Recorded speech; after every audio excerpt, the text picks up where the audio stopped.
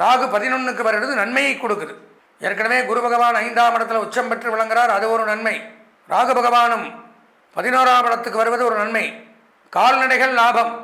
கால்நடை பராமரிப்புத்துறை, ஆடு மாடு பசு கோழி கால்நடைகள் வளர்ப்பு, அதன் மூலமாக சம்பாத்தியம் பண்ணுறவங்களுக்கெல்லாம் சிறப்பு.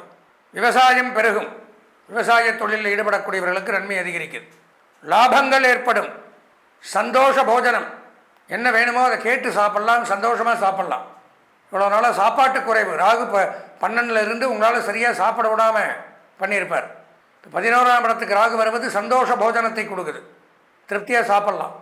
வஸ்திர லாபம், பொன் பொருள் ஆடை ஆபரணங்கள் வாங்கக்கூடிய நேரம். அதிக வருமானம், கேட்டது நினச்சது இதெல்லாம் வாங்கலாம். பொருளாதார சேர்க்கை, தனச்சேர்க்கை உண்டாகும். சேமித்து வைக்கிறது, வரவுக்கும் செலவுக்கும் கரெக்டாக இருந்த காலங்கள் போக சேமிப்பு அதிகரிக்கும். அனைத்திலும் வெற்றி. குடும்பத்தில் சுப நிகழ்ச்சி நடைபெறும். வீட்டில் ஏதாவது திருமணங்கள், 60ஆம் கல்யாணம், காது குத்து, இந்த மாதிரி சுப நிகழ்ச்சிகள் நடைபெறும். மருத்துவ செலவு அறவே குறையும். பிரயாண செலவும் குறையும். அடிக்கடி வெளியூர் போகிறது, அங்கேயும் இங்கேயும் அலையிறது, இதெல்லாம் குறையும். தொழில் வியாபாரம் விறுவிறுப்பாக நடைபெறும். உங்களுடைய தொழில் விறுவிறுப்பாக போகும், டைம் இருக்காது. சமாளிக்க முடியாத அளவு தொழில். ராகு யோகத்தை, 11ஆம் இடம் லாபஸ்தானம், ராகு யோககாரகன். 11 ஒருத்தனுக்கு ராகு இருந்ததுன்னா அவனை மாதிரி முன்னே அது டைம் அவன் பயன்படுத்திக்கணும்.